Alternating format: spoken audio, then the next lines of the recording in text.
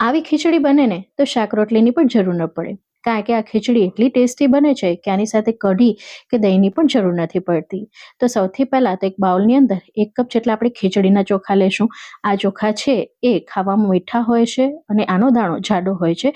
તો ખીચડી બનાવતી વખતે ખીચડીયા ચોખાનો ઉપયોગ કરશો તો ખીચડી ખૂબ જ સ્વાદિષ્ટ તૈયાર થશે, મીઠી લાગે છે. આની જગ્યાએ તમે જીરાસર વાપરી શકો છો, પણ બાસમતી ચોખાનો ઉપયોગ ના કરીશો. હવે દાળનું પ્રમાણ જોઈ લઈએ તો 1 કપ ચોખાની સામે આપણે 1 કપ જેટલી દાળ લેશું. દાળમાં આપણે 1/4 કપ જેટલી મગની દાળ, 1/4 કપ જેટલી છડી દાળ એટલે કે મોગર દાળ, સાથે આપણે 1/4 કપ જેટલી તુર દાળ લેશું અને 1/4 કપ જેટલી ચણાની દાળ લેશું. આ 4 દાળથી ખીચડી જ્યારે બને છે ને તો વધારે સ્વાદિષ્ટ તૈયાર થાય છે. હવે પાણી નાખીને 2 વખત આને સાફ કરી લેશું. ત્યારબાદ આની અંદર પાણી નાખીને આપણે એને પલળવા માટે મૂકી દેશું. તો 15 થી 20 મિનિટ સુધી આ ખીચડીને પલાળવી ખૂબ જ જરૂરી છે, જેથી એનો દાણો એકદમ ખીલીને આવે છે અને ખીચડી જલ્દી ચડી જાય છે. હવે અહીંયા શાકભાજીમાં મેં એક મીડિયમ સાઇઝનું કેપ્સિકમ લીધું છે, 1/2 કપ જેટલી કોબી લીધી છે, 1/4 કપ જેટલા વટાણા લીધા છે, 1/2 કપ જેટલી ફ્લાવર, 1 રીંગણું અને 2 ટમેટા રફલી ચોપ કરીને લીધા છે.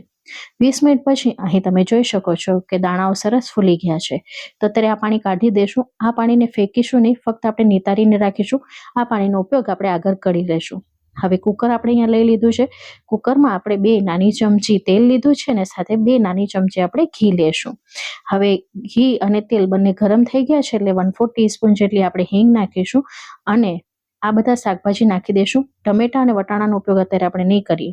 હવે આ શાકભાજીને આપણે એમને સાતળીશું. જે શાકભાજીને આવી રીતે સાતળી લઈએ છીએ ને તો ખૂબ જ સરસ અરોમા આવે છે. અત્યારે ઘરમાં એટલી સરસ સુગંધ આવે છે કે તમને શું કહું. સાથે એક મોટી સાઇઝનું બટેટો લીધો છે. લગભગ 2 થી 3 મિનિટ સુધી આમને આમ જ આપણે શાકભાજીને સાતળી લેવાના છે. તો અહીં 2 થી 3 મિનિટ સુધી શાકભાજી સતળાઈ ગયા છે. હવે જે ખીચડી આપણે નિતારીને રાખી હતી એ નાખી દઈશું. તમે જોઈ શકો છો આપણે પાણીનો ઉપયોગ નથી કર્યો. હવે આ ખીચડીને પણ આવી રીતે 1 થી 2 મિનિટ સુધી એમને સાતળી લેશું, એટલે તમે જોશો કે ખીચડી છે ને ખૂબ જ સ્વાદિષ્ટ તૈયાર થાય છે. અહીં લગભગ 2 થી 3 મિનિટ સુધી ખીચડીને સાતળી લીધી છે. હવે આની અંદર આપણે જે ટમેટા 2 ઝીણા સમાને રાખ્યા હતા એ નાખી દેશું, સાથે વટાણા નાખી દેશું અને સાથે આપણે 1/4 કપ જેટલા શિંગદાણા નાખ્યા છે. તો શિંગદાણા એડ કરવાથી નટી ફ્લેવર મળે છે. સાથે 20 થી 30 નંગ જેટલા મીઠા લીમડાના પાન. તીખાસ પ્રમાણે મેં અહીંયા 5 તીખા લીલા મરચાંનો ઉપયોગ કર્યો છે. 1.5 ઇંચ જેટલો આદુ ખમણીને નાખીશું. 2 કપ જેટલા દાળ ચોખા હતા તો 6 કપ જેટલા પાણીની જરૂરિયાત પડશે. તો જે કપની મદદથી આપણે દાળ ચોખા લીધા હોય એ જ કપની મદદથી આપણે પાણી નાખીશું. સારી રીતે મિક્સ કરી લેવાનું છે. હવે સ્વાદ અનુસાર મીઠું નાખીશું અને 1 ટીસ્પૂનથી થોડી ઉપર આપણે હળદર પાવડર નાખીશું. ફરી પાછું મિક્સ કરી લેશું. હવે હાઈ ફ્લેમ ઉપર ઢાંકણ ઢાંકીને આપણે આની 4 વિસલ મારી લેવાની છે.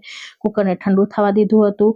અહીં વિસલ પણ વાગી ગઈ છે. કુકર ઠંડુ થઈ ગયું હતું એટલે અહીં તમે જોઈ શકો છો સરસ મજાની ખીચડી છે એ સીજી ગઈ છે. તો એકવાર આને ચલાવી લેશું. તો અહીં આપણે ખીચડીને સરસ મિક્સ કરી લીધી છે અને ખીચડી સરસ આપણી પ્રોપર ચડી ગઈ છે. તો હવે આનો આપણે એક સ્પેશિયલ વઘાર તૈયાર કરી લઈએ, જેના માટે 2 ચમચી તેલ અને 2 ચમચી ઘી ગરમ કરી લીધું છે. બંને ગરમ થઈ ગયું છે એટલે 1/4 ટીસ્પૂન જેટલી હિંગ નાખીશું. હિંગ ચટકે એટલે 1 ટીસ્પૂન જેટલું જીરું, 1 ટીસ્પૂન જેટલી આપણે રાઈ નાખીશું. બંનેને સરસ ચટકવા માટે મૂકી દઈશું. સાથે 2 થી 3 નંગ જેટલા તજના ટુકડા નાખ્યા છે. 6 થી 7 આપણે લવિંગ નાખ્યા છે. ખીચડીની ક્વોન્ટિટી વધારે છે એટલે ખડા મસાલા વધારે નાખ્યા છે. 4 સૂકા મરચાં અને 2 આપણે તમાલપત્ર નાખ્યા છે. ગેસની ફ્લેમને બંધ કરી ઉતારી લીધું છે. 1 ટેબલસ્પૂન જેટલું કાશ્મીરી લાલ મરચું પાવડર નાખ્યું છે અને આ વઘારને ખીચડી ઉપર રેડી દેશું. હવે આ સિક્રેટ મસાલો છે તો 1/2 ટેબલસ્પૂન જેટલો સાંભારનો મસાલો અને 1/2 ટેબલસ્પૂન જેટલો પાઉંભાજીનો મસાલો નાખ્યો છે. સાથે મિક્સ કરી લેશું. હવે ખીચડી અહીં ઠીક લાગી રહી છે એટલે આપણે આની અંદર ગરમ પાણી નાખીશું. તો ખીચડી થોડીક લચકા પડતી હશે તો ખાવાની મજા આવે છે. તો અહીં તમને જેટલી ખીચડી ઢીલી પસંદ હોય ને એ પ્રમાણે ગરમ પાણી ઉમેરવાનું. અહીં તમે જોઈ શકો છો કે પાણી જે આપણે નાખ્યું હતું એ બધું ખીચડીએ શોષી લીધું છે. તમારા ઘરમાં આ રીતની થોડીક ઢીલી ખીચડી ખાવાની પસંદ કરાય છે. તમારા ઘરમાં જે રીતે ખવાતી હોય એ પ્રમાણે પાણી નાખવાનું.